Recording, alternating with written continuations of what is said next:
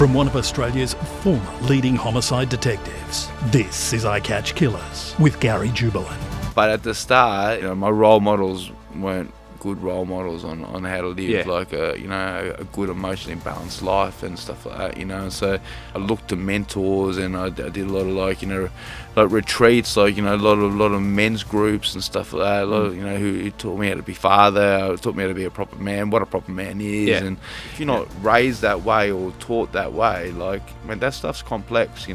You created Hope in Health. And what you've just talked there, that was a motive for it? You wanted to help people? Yeah, well, I had the initial vision of it, and then when I started talking about my vision of, recovery, rehab, and stuff like that, it made the ears prick of other people in the industry that also knew, they were working in the industry, but also knew deep down that's the way to do it. And it attracted these people that left really secure jobs to come and work with us to sort of bring this vision into light.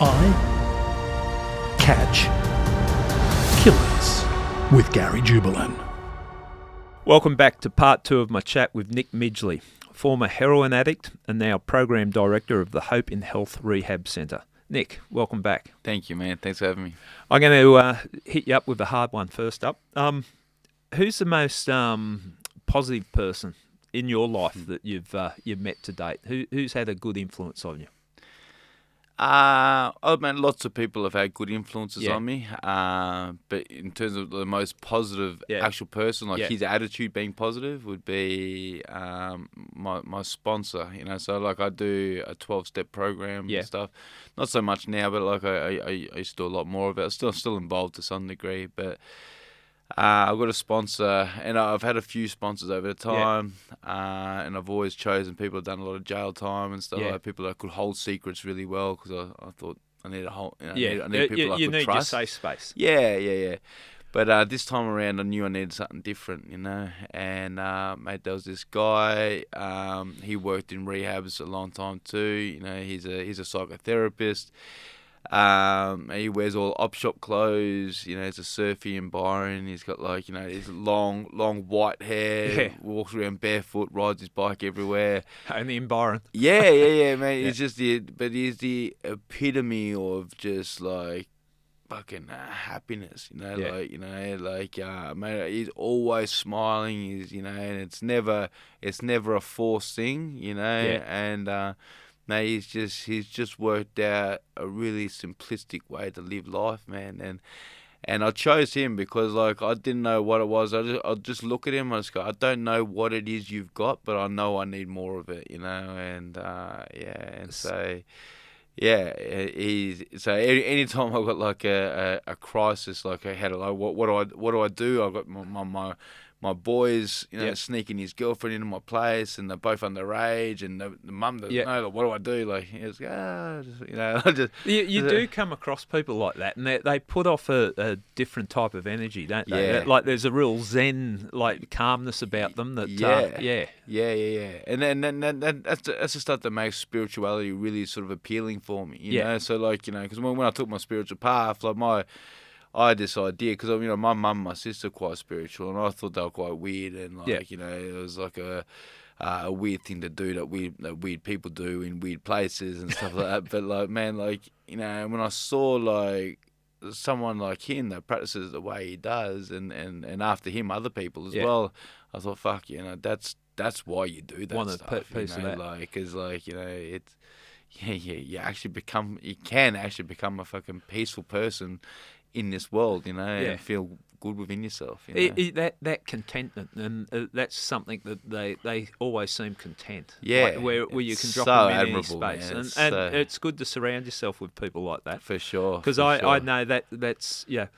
not necessarily in my nature, but a little bit rubs off from one person or another that you hang around. You don't want toxic people in your life. You definitely don't want that too. I think it's good to have a big spectrum of people in your life. So I've got quite a lot of ambitious, very successful business people in my life, and and entrepreneurial quite people that we sort of and we brainstorm each other's sort of stuff, and and we help each other sort of grow in financially and stuff like that. Then I've got my people that my boys, so to speak, but they're really they're not shut off typical males, like they can talk through proper relationship stuff and stuff like that. That's something that I've got a group of mates that we do the bloke type of conversation where it's just how you going, good mate. What's you could be going through shit, but it's superficial. And then you got people in your life that and blokes, and let's talk about like masculinity, because I think that's it's a tough world being a bloke. I think, and we cop a lot of criticism and a lot of it deserved, but sometimes it's good for a bloke to be able to speak to another bloke and talk about emotions. Yeah, and, for sure. Yeah, you've said like you've gone through a relationship breakup. I would suggest half your mates go, oh, no worries, mate, there's plenty of fish in the sea. But you want the conversation with someone that can, break it down. How are you feeling, mate? Yeah, that mate, of thing. Well, that's right. So, I've just gone through a relationship breakup, and it was a tough one because I had to walk away from a girl that I really did and do love, but it wasn't functional in my life anymore. Yeah.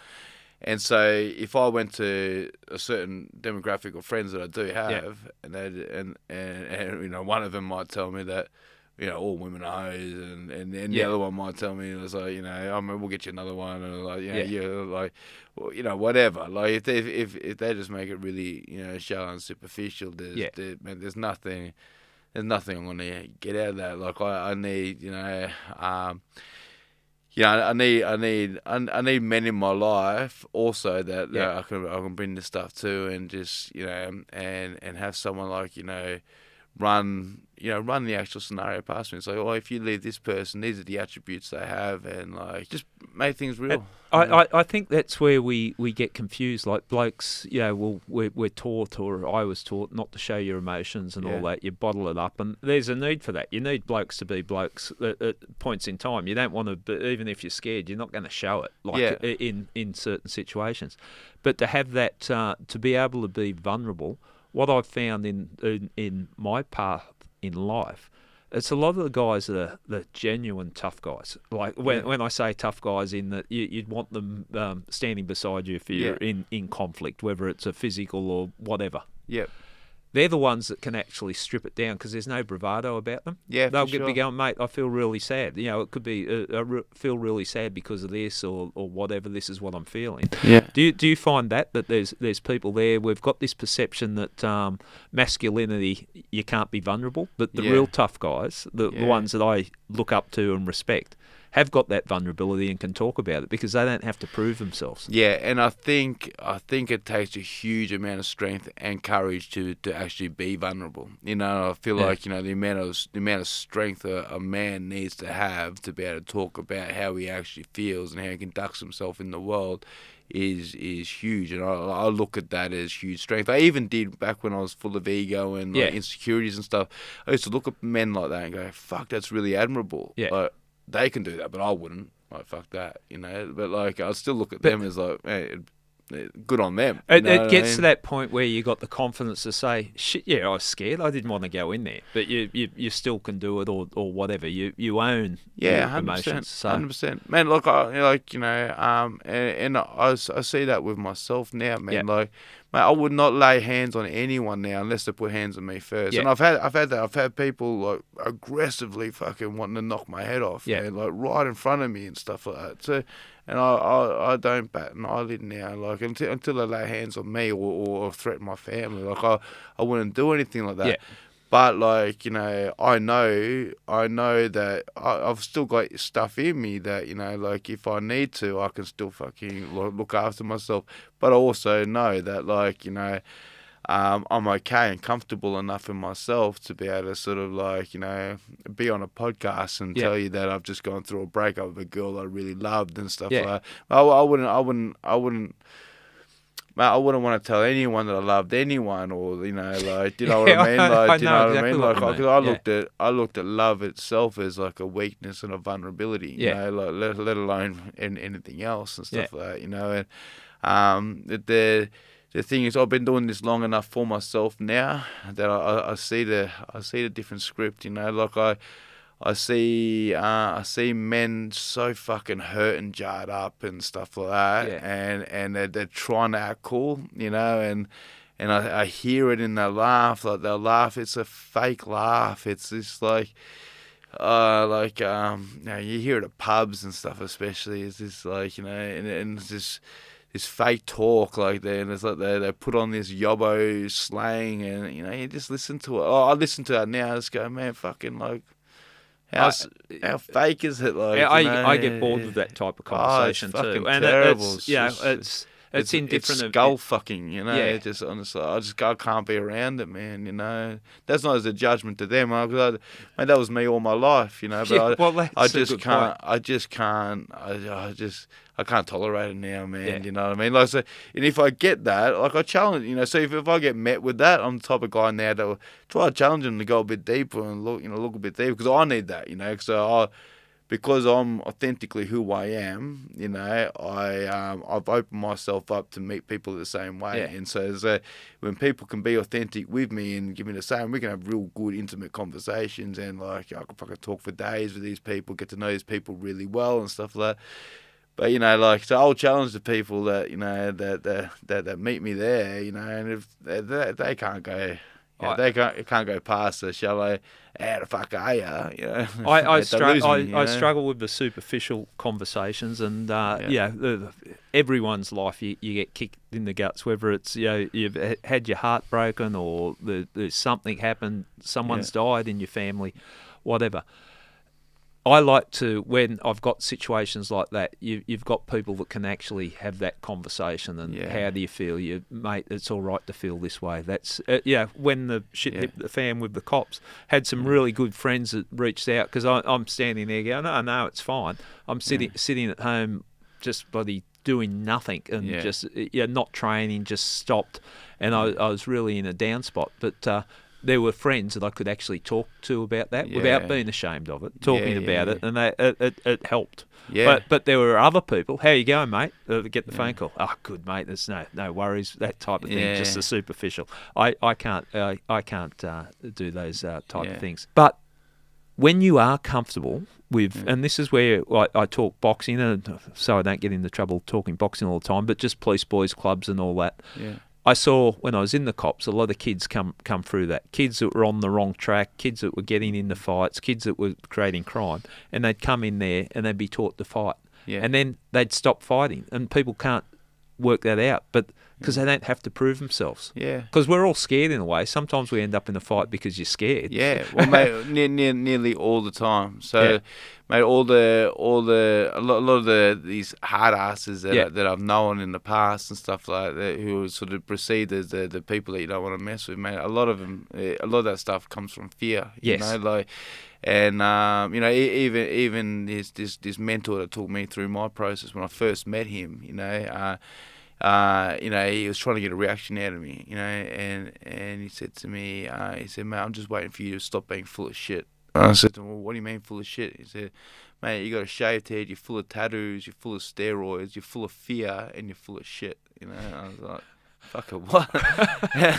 Like, so I got reactive because back then, like because I was fearful. You know, I thought, fucking, how dare you see through me? Fuck you, I'll show you. I'll show you. Yeah. Because he saw me, I got reactive. He's going, man, you're triggered like that because you know I'm right. You know, and he took me through this process. Like, it took me back to all these times when I was really fearful, where I put up all these bravados and stuff like that. You know, I mean, I've had, you know, plenty of times in my life where I actually thought I was going to meet death. Like, I remember this one time I went to I was with a bunch of people that just did a break and enter, and like I was like 14 or something. I went to 7-Eleven to get a sausage roll and a Slurpee. Yeah. You know, I come back and, mate, they had this fucking shitty little fucking, like, you know, those watches that you used to go on your suit, like the old people watches. Yeah, fob watch.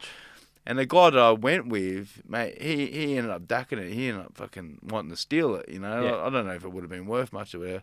Anyway, everyone else in the room fucking saw it missing, you know, and I was the only one that left the apartment, so they just fucking all assumed it was me. And mate, like, you know, these guys, like I said before, they're desperate. You know, these guys are desperate. Mate, I'm the young teenager. I'm the most vulnerable. Mate, you know, in that time, I thought, mate, fuck, I'm dead here. You know, mate, they turned on me. Like, they fucking really turned on me. You know, I thought, fuck, I'm not gonna make.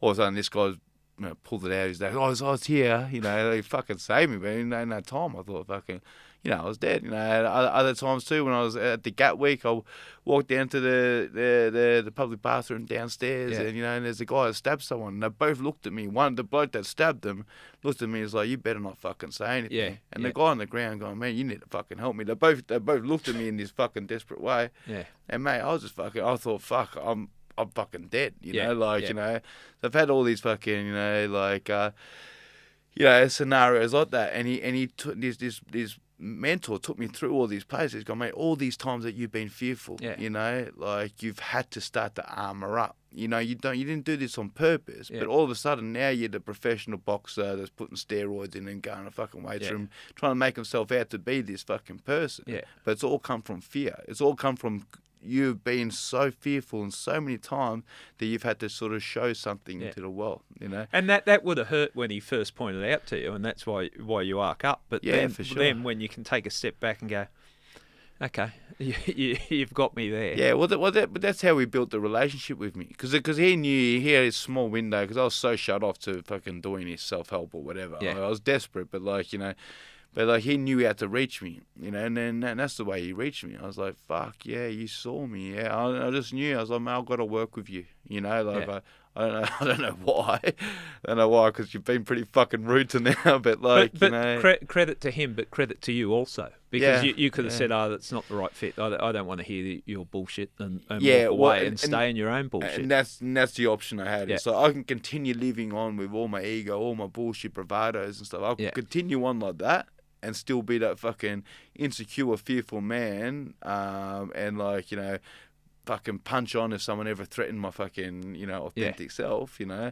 Or I can just take a real honest look at myself and just like, you know, okay, fuck, I don't want to be that person. And so when, you know, like I had a scenario where, you know, like a housemate, an old roommate and a good mate of mine, training partner, you know, like, you know, he lost his shit at me, you know, and he seen he wanted to knock my fucking head off, you know. And I saw me in here. I mean, fucking, you know, at the end of the day, he's scared. He's in his stuff, you know. Yeah. Mate, not one part of me wanted to fucking hit him or hurt him. And, like, you know, like, you know, and it's like, you know, like, I see what's behind it, you know. It's a journey. Like, I like to think that I become a better person as I progress through life and learn from the lessons, learn more about yourself. And, clearly you're someone that's absorbed it. And we'll get on to what you're doing with the rehab. But before we do, at what point, you said you cleaned 4 years? Yeah, just 4 years, 2 months, I think. Okay. Yeah. And was it a mindset or was it a gradual process? Did you just... Oh, it's a mindset now. Yep. It's definitely a mindset now. So I've turned this into like a process. I've turned my lifestyle into a process, you know. So like I wake up in the mornings and I've got a way of living that I do every single day. Yeah. And if I do that, then I won't use, you know.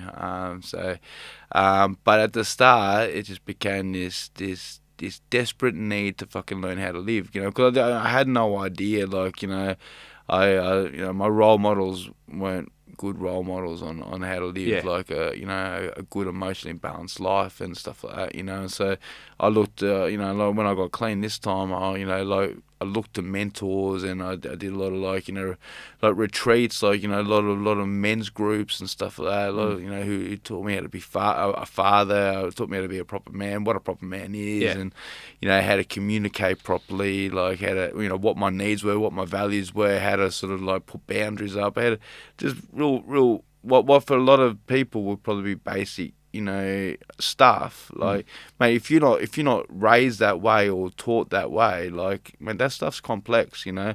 And, you know, so because I went on my own journey to sort of find that stuff out and stuff like that, you know, and then that became my passion. It's like, well, mate, like, if I had to do this fucking work to find that out because it wasn't fucking role model for me at home, like, I want to be able to give that to the other people that also, like me, didn't have that stuff role model at home. So you initiated or created Hope in Health. Yeah. And what you've just talked there, that was a motive for it. You wanted to help people. Yeah. Well, I mean, look, I had the initial vision of it, and then my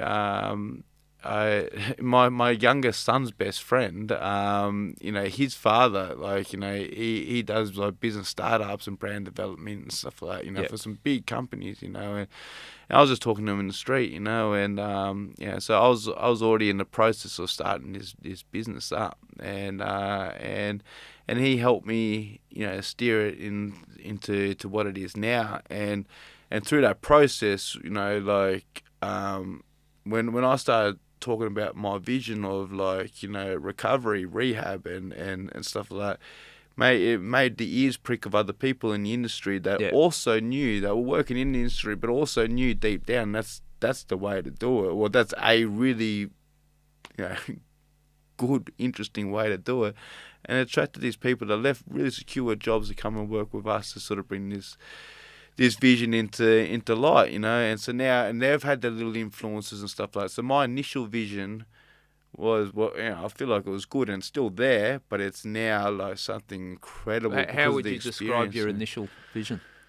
My initial vision was just to sort of become more sort of health conscious in rehab, So instead of going to rehab and just, having vending machines around and smoking shelters where people just, get caffeine to the fucking eyeballs and, smoke cigarettes at the back and eat shit out of vending machines and stuff like that, popping prescription pills for diagnoses they may not have, I thought, well, let's before we sort of go through that measure, let's take all the junk food away. Let's get them eating good food. Let's get them eating, get them into training, get them, good physical, get them in good physical shape and stuff like that too. And let's look at the lifestyle factors before we start to diagnose them and stuff like that. Because a lot of the symptoms, that people are getting diagnosed with these big diagnoses with, are often the same symptoms, that people will experience when they're not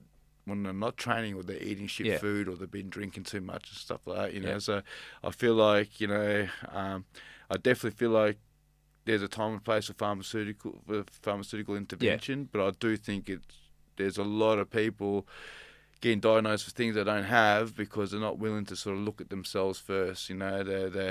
They're in a shit situation in life and they want someone else to diagnose them so they can have a pill and an easy way out, rather than fixing up their life and eating better, getting up, training, sleeping earlier, and doing the stuff that they need to do. So that was my vision. Yeah. But now it's something way bigger than that. Well, it's the rehab program that you've got.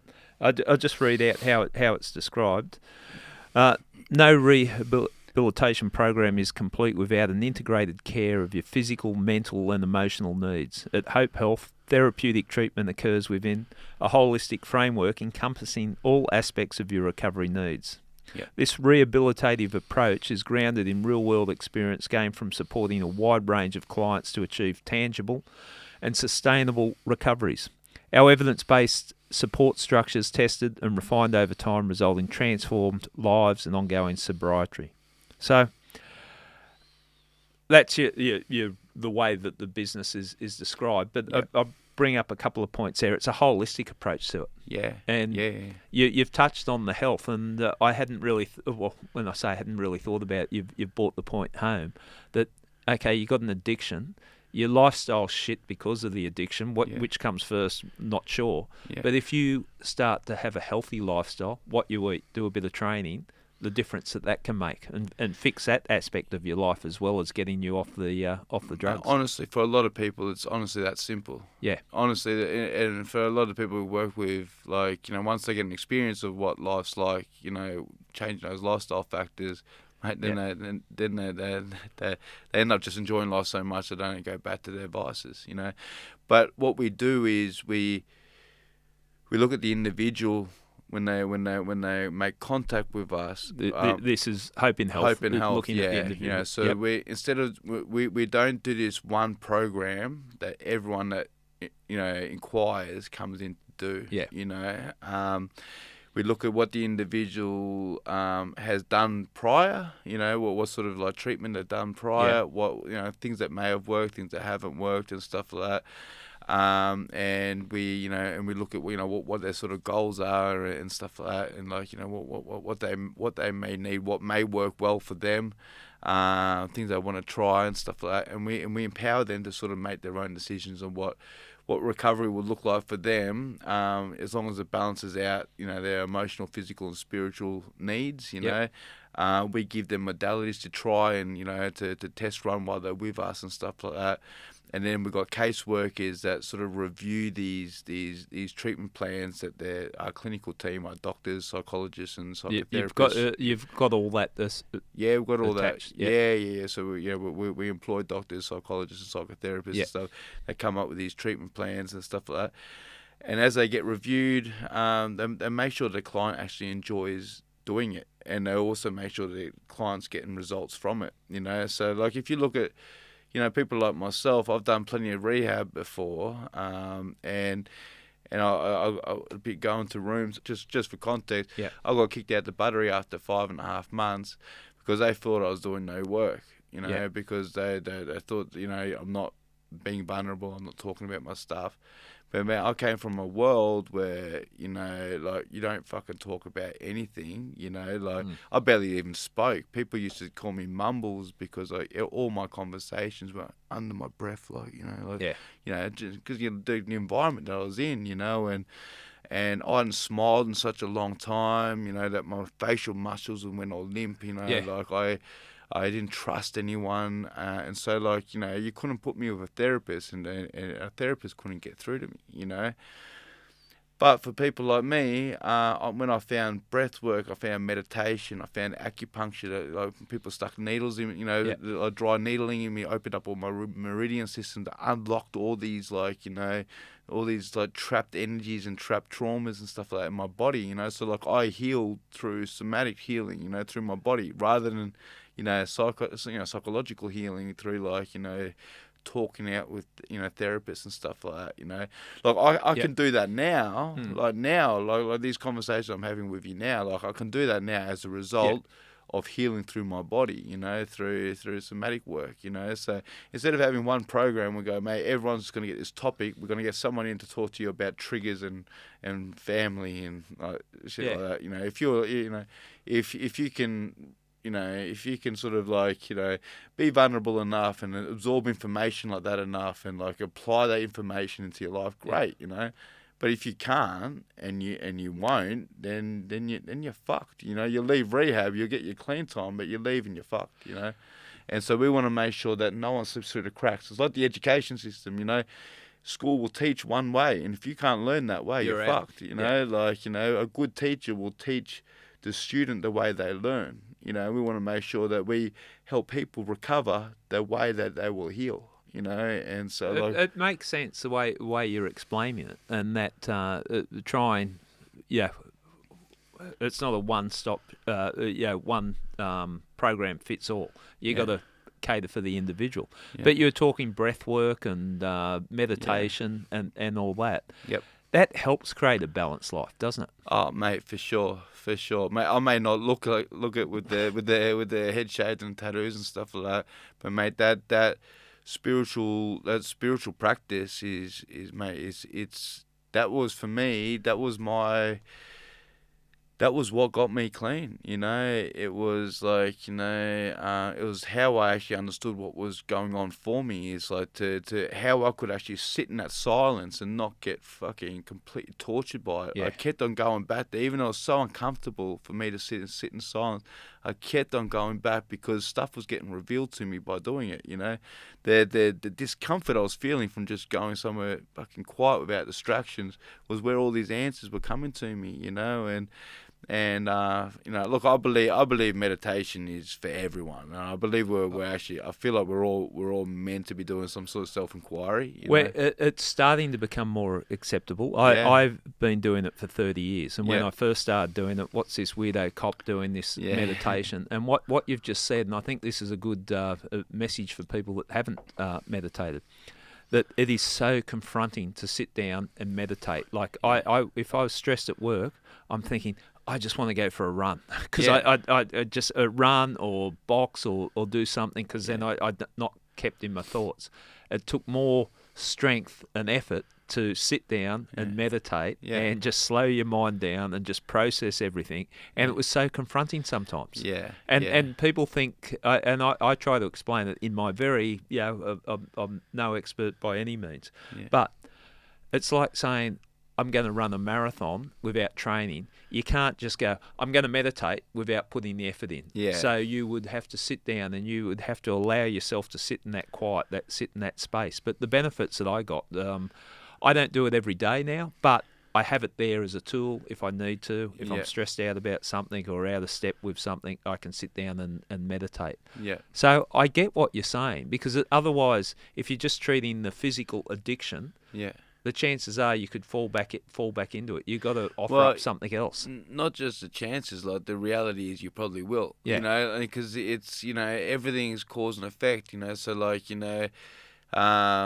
so when you're not traveling well, and then you block it with a substance, and the substance gets you high, and then you have affairs, or you go to gamble, or or cost you money, you put yourself in financial troubles, and it costs you business stuff, you fuck your business relationships, all the business stuff and the family stuff and all the relationship stuff, the problems, that's all the fucking symptoms of the cause, which is us, And so what we do is, instead of managing the drug or the type of substance that it is, and like how often they use it, and like in whatever way, it's like, man, we don't even look at that stuff so much. It's like, we just go, well, why do you need to have a substance? Like, what is it? What is it in you that that you need to block out? And what is it you need to distract from? So you're treating the cause, but why they're using the drugs? Yeah, we're treating the person. The person is the cause. So when people come in,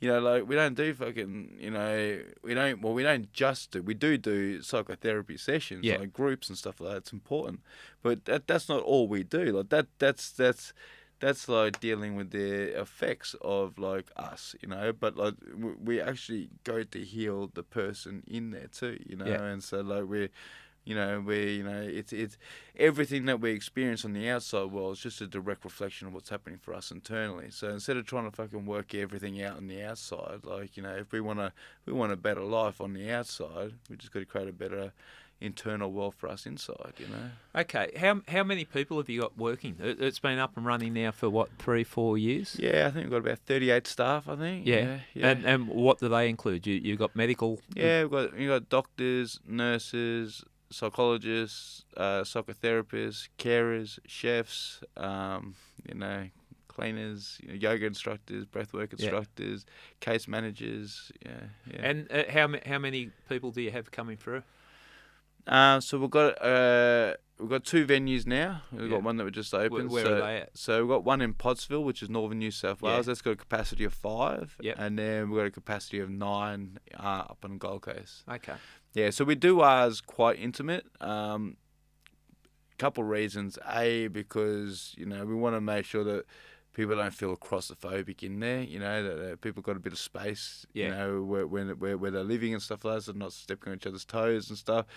But also, like, when people are working with the real deep-rooted trauma, which is what we really want to focus on. So when I said, we heal the person, we go into their stuff, into what's actually causing that real fucking, that discord in them, that real disturbance in them, and once you start to uncover that, unless they feel comfortable to bring that out, they won't, and so it has to be like a quite safe, intimate environment and stuff like that. So, which means not too many people, and also the people that we do bring in, they're there for the right reasons, So when we do our phone assessments and stuff like that, mate, if there's people getting pushed in to go by their wives or their partners and stuff, man, we don't let them come in. We tell them they're welcome to come in when they're ready, but like we won't take them in unless they're open, willing, and ready to do the work that's in there.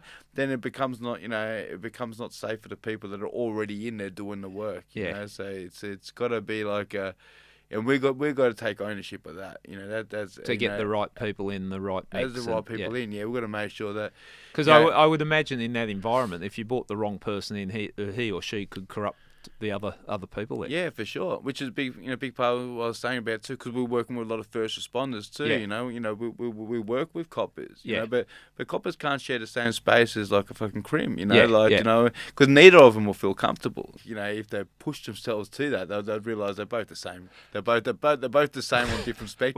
Well, what I've learnt since I've left the cops and sitting down talking to all sorts of people here, we're not that different. It's just life takes different. That's definitely been my experience since doing this work too. But like, just to give the initial, just initially, man. You know, like, you know, when people got a short period of time to do this sort of work, you know, like it just makes sense not to mix them into the same. And so, do you get? I think I read on your website you get military people coming through. Is it post-traumatic stress and addiction coming from that, or generally, mate. I mean, generally, drug and alcohol, they're not the problem. They're the solution to the problem often. You know, like, do you know what I mean? So people have used them as a solution to whatever they've gone through throughout life, whatever's affected them through life. You know, it later becomes a problem because they use it dysfunctionally and stuff like that. You know, but then they believe. You know, that's the problem. You know, like I did too. Like, because when I went to rehab the first few times, you know, I thought I thought I had a drug problem. Okay. What I really had is a living problem. You know what Nick, I mean?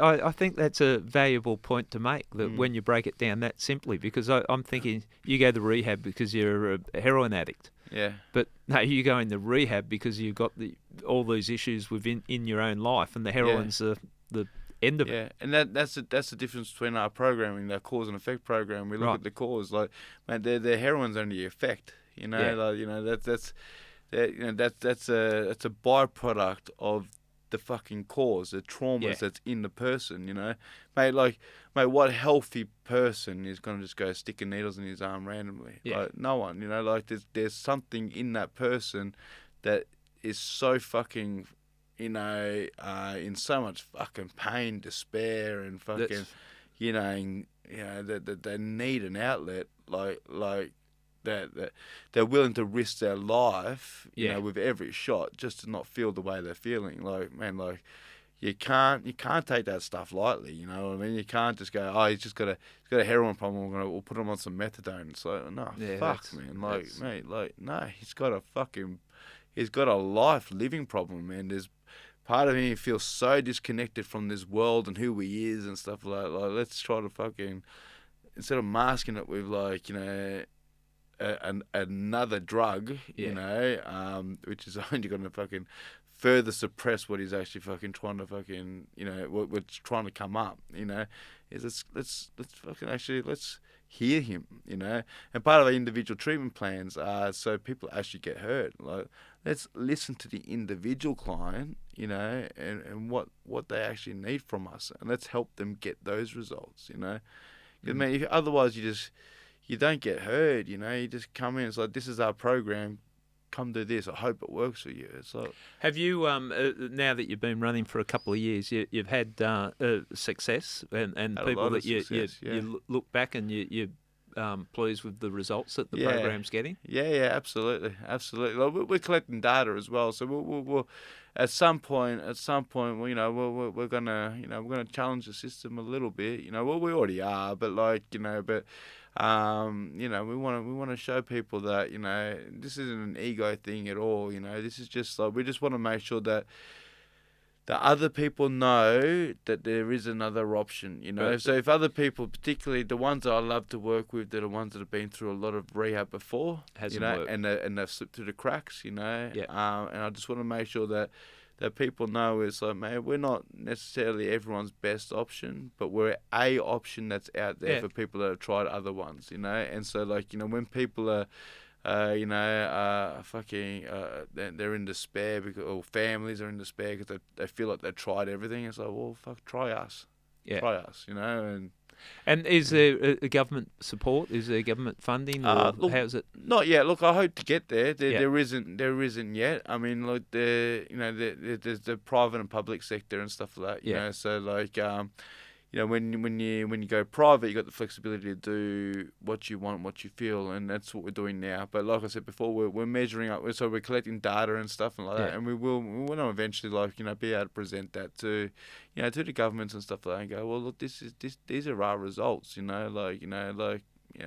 Yeah, well, when you get all that data and the results base, but how are you finding it personally? Like, it's a business. It's obviously a passion of yours. It's a business, but it's a calling. It's more than a business, man. Okay. Like, it's like I've run a lot of I've started, run, and sold quite a few businesses over my time. Yeah.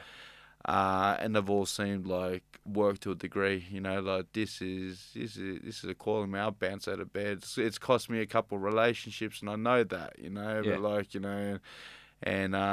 mate, like it's like right now it's man, I'm obsessed with it. Like I've got time for nothing else, man, and man, I love doing what I'm doing, because I honestly feel like I'm doing something really fucking special in this space, I'm not saying that as an ego thing, man. Like I don't need recognition for it, but like I feel like we're really revolutionizing this industry, not because we're doing anything fucking that we came up with. Like, man, everything that I'm doing in this rehab space, this information's already out there. It's already proven that this stuff works, right? But to actually get it into a business model is quite tricky, because when you're doing individualized treatment plans, man, when you got a capacity of 14 people in total, and they're all doing their own program, and you got carers and employees, like fucking, and case managers taking clients to all these different appointments, because they're not all just getting shipped on one minibus to one area, They're not all, you don't have 30 people doing yoga, You might have one or two doing yoga while the others getting acupuncture.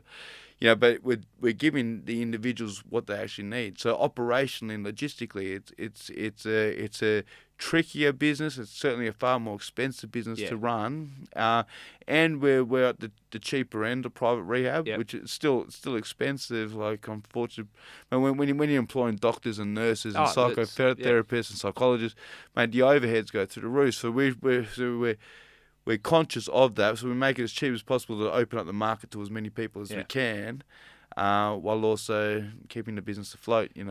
How long is someone in the program for generally? It depends, man. Generally, anywhere between a month and 3 months is generally what we get. We've had the odd people stay longer, but we don't take anyone less than a month now. Like that's the thing. A lot of private rehabs do people for a week or two. We just stopped offering that, Like we did a couple people for 2 weeks, and we stopped doing that because we just think you need a little bit more depth it just seems like a bit of a money grab thing for me now. Like I feel like it's going to tarnish my brand if I do that. Like it opens your market right up, and if you can get people here for 2 weeks and sell people on the idea that they're going to get clean and their whole life's going to be fixed in 2 weeks. Mate, you'll make a shitload of money, but like you're selling false dreams, and man, when you're on the phone to these vulnerable people, their anxious families, and man, and if you can honestly do that, good on you, man. But like, you couldn't in good conscience, I couldn't take advantage of people like that. And even the ones that we got in, they pressured me into that, and when I actually decided to give it a go, I made them know really that I don't feel like it's a good idea. I highly recommend they extend their stays, and they didn't, and we haven't had success with the 2 weeks, and so like, I'd rather just not do it, what I mean? I'd rather just go, mate, you let someone else take the shitty data, we want to make sure that makes sense. Yeah, we want to make sure that people get they get an experience with us, like, I feel like it takes at least 4 weeks to get that first bit of experience where like the nutritious food and the exercise and like the mindful techniques and stuff like that. It takes about like a month before the neurochemistry even starts to take a bit of a shift, and like the cellular system sort of like replenish itself. The sleep cycle starts to sort of level themselves out. It takes about a month before you even realise, oh fuck, maybe I haven't completely done a number on myself. Maybe I can come back to something fucking better, And so we want to make sure everyone at least gets that experience, It's why we, call ourselves hope and health too. Hope. We want to make sure that everyone gets the experience of hope where they go, okay, well, now I could do better, And I love this. I love this experiment I did on hope, where they had rats in water, where they swam for 3 minutes and they all drowned, And they put more rats in water, and when they started to struggle, they took them out, they warmed them up, and they put them back in. Then I swim for like 25, 30 minutes. Oh right, is that a serious experiment? That was a real experiment. And so when we give people the experience of hope, and they realise, fuck it, because I've gone to rehabs when I already thought I was fucked. Yeah. I already thought I was done. I already thought my mind was cooked. I thought my body was thrashed. Yeah, you never I thought get it back. I'll do rehab to get a couple of people off my back, But I'm fucking. This is my life now, And when you have that experience, it's like all of a sudden it's like you've eaten a meal that you've actually digested, and then you've just automatically you all of a sudden just slept 4 hours, and all of a sudden it's like, mate, you're not in severe body aches and pains, and the cold sweats are stopped, and and you're like your nervous system started to regulate, and you're like, oh fuck, This is what living is actually about. Maybe I can make it, maybe I can make it, and just that the energy and the power of that hope, can catapult you, like I said, if you can make rats swim another 25 minutes, imagine what I can do to a fucking human, Makes sense. I mean? What about yourself, Nick? Like, what structures have you got in place? Because there's always hurdles around the corner or different things, but I read that you get up at 1:30 in the morning. Yeah, 1:30 every morning. Yeah, and do your training and talk us through that, because I think there's a lot to be said for early risers. Yeah, for sure. The reason I started getting up at 1:30 is because my mentor who taught me how to meditate. Yeah. He said to me, if you get up between 1:30 and 3, it's the quietest time. It's when the conflicting disturbance of energies of people and their and of the world, all the fears and all the stuff like that, all that peace, because they're all asleep, so if you can meditate, everything catches rhythms, like when women hang around together, they cycle together and stuff like that, if I yawn, you catch my yawn and stuff like that, so rhythms catch each other, and when you meditate between 1 and 3, you meditate into the most pure rhythm, and so you're going to be the most grounded throughout your day if you can get up at that time, and meditate at that time. And because I got so used to meditating at that time, I was already up at that time, so I thought I'd just start kicking on my day then, so I'll do my training, I'll do my walking, and there's no disturbance, man. There's no disturbance. And because, I started to sort of switch on a little bit spiritually as well, it just affected everything else I was doing so well, So, when I'm at the gym, I don't get on my phone. I don't do anything else. When I'm between 1:30 and 7 a.m., man, hardly anyone's around. And I've just got that time with just myself, So, I'm really clear on who I am today because I spent so much time on my own, like I said, I've just gone through a relationship breakup with the girl of my dreams. I fucking adored her, but I'm also completely okay with my own now as well. I miss her, but I'm so okay in my own space that I don't fucking have to run back to something I know is not going to serve me because of that, because I've spent all this time on my own now, being so okay in, And what do you put that down to, the structure and the processes you have in place? For sure. Because a lot of times, people are defined by their relationships or whatever, and if there's a breakup, people feel destroyed. What are you saying that? Because you've talked about the lady and you loved her, and then it's over for whatever reason, but you're fine with what you're. Yeah. Oh well. I mean, I'm still processing. Yeah. I'm still grieving. Still.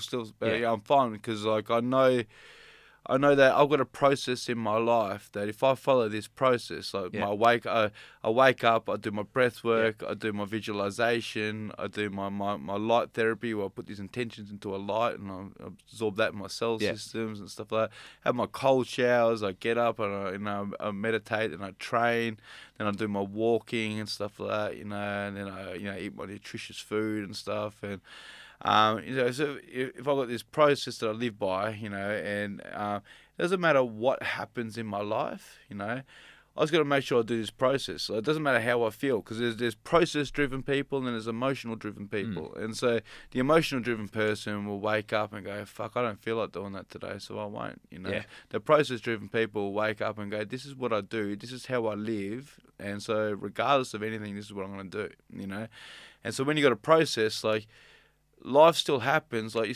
life will still throw you all sorts of curveballs, but like the process that you've developed just makes it all manageable.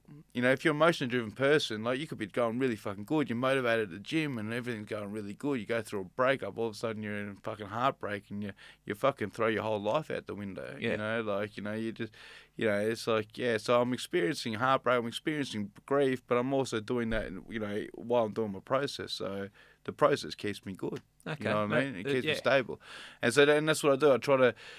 I try to help people develop, a process of their life, where they realize what they actually want, who they actually want to be. They get really clear on who they want to be, and then I help them develop habits. They get there. And it takes all the guesswork out of achieving what they want in life.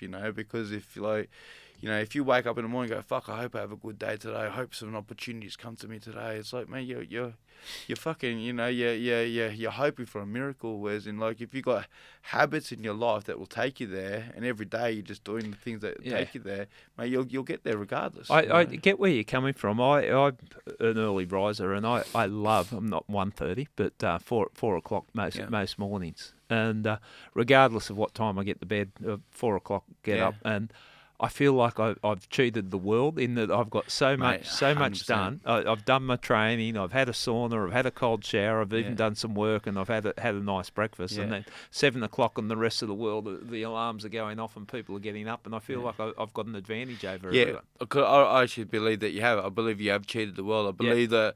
I believe there's an energy and there's a level of productivity that can be that like every minute like equates to like an hour. What you can get done in that time is supernatural. Because there's just no disturbances. When you're sort of like, if you're a 9 to 5 guy, you wake up at 9 and you finish at 5, mate. You just got so many disturbances and so much frantic shit around you. It's hard to make good, clear decisions. It's hard to be focused. It's hard to sort of be regulated. So, you're reacting to a world rather than sort of you wake up to the chaos if you get up later. For sure. I know what you're saying, and I feel like I got a little smile on my face every time I'm walking out and past all the neighbours or the apartment I'm in, and everyone's asleep. And I'm thinking, I'm rocking this already. I've done some work. I'm about to train. Beautiful. And the other thing is, you'll finish your day the way you start it. I mean, they got that saying, win the morning, win the day or something, But, they actually got,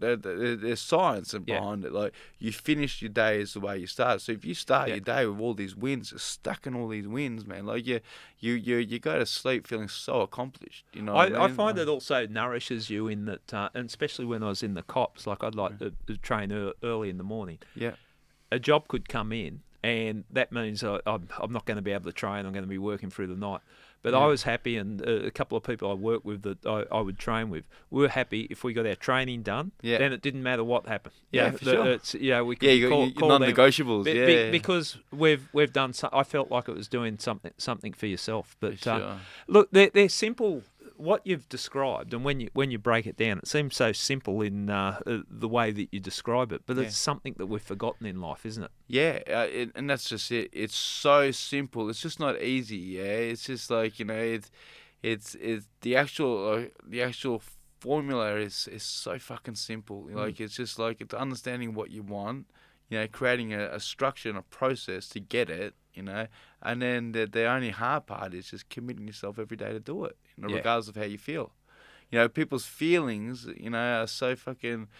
They're controlling their lives, you know, and they're sabotaging their life because of their feelings. They're listening to their feelings rather than sort of like, you know, they're getting sucked into the instant gratification of a sleep in or a cheap meal or like a fucking, you know, or something quick rather than sort of like, you know, prolonging that gratification to their goal, to their purpose. The promises that are made to themselves, you know. So, well, look, you're living, breathing proof that you can turn your life around, like that the path that you're on, and look at you now. When you're talking, I haven't interrupted much because I can see you just the passion is coming out and the excitement of what you're doing and what you're achieving. Where do you got plans future? Where do you see yourself? Yeah, I mean, right now, like I'm in full dialed-in mode with hope and health and stuff like that too.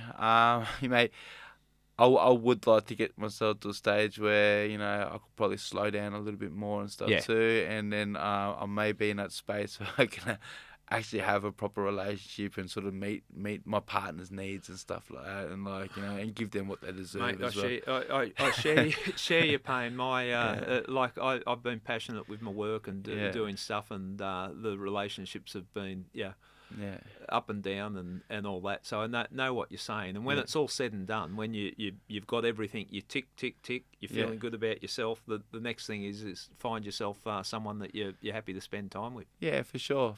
And, you know, like I don't believe that, you know, you need to have it all the time. You know, I believe there's times and places for things. And right now, like, you know, getting this vision where I want to get it to is just that's where I want to put my focus, what I want to put my energy on and stuff like that too. So like right now I'm giving that time.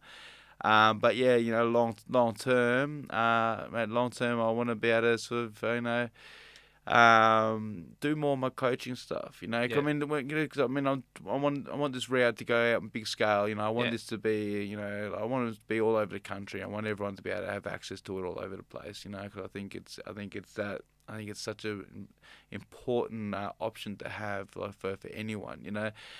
But like, you know, when you're getting, you know, funding from, like, you know, government bodies like DVA or work cover or whatever, you know, you got to do things a certain way. You got to conform. You got to conform a certain way too. Like, you know, even though we have our specific way of doing it, like, you know, it's great, you know, but I love doing coaching stuff too, which is the stuff I do on the side, you know, on the side, you know.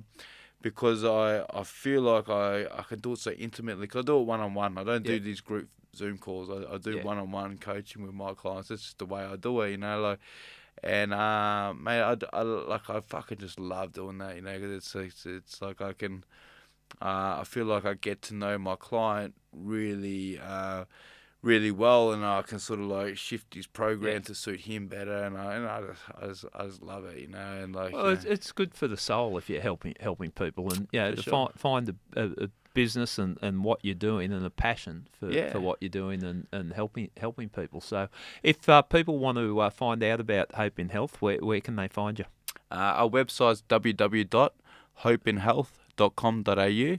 And then there's like an inquiry email there, which we'll get emailed to, you know, myself and the intake manager, and we'll get back to them. Oh, look, good stuff, and I like the fact also what you're saying is that it's an option. And consider it. You're not saying this doesn't work or this one's better than that. This is an option. Have a look at it. For sure. Yeah. No, not about that. Not in competition with anyone. It's not about competition. We want to make sure that, you know, we refer other people onto other rehabs. You know, if we feel like we're actually not the best option for that particular person, we'll refer them on.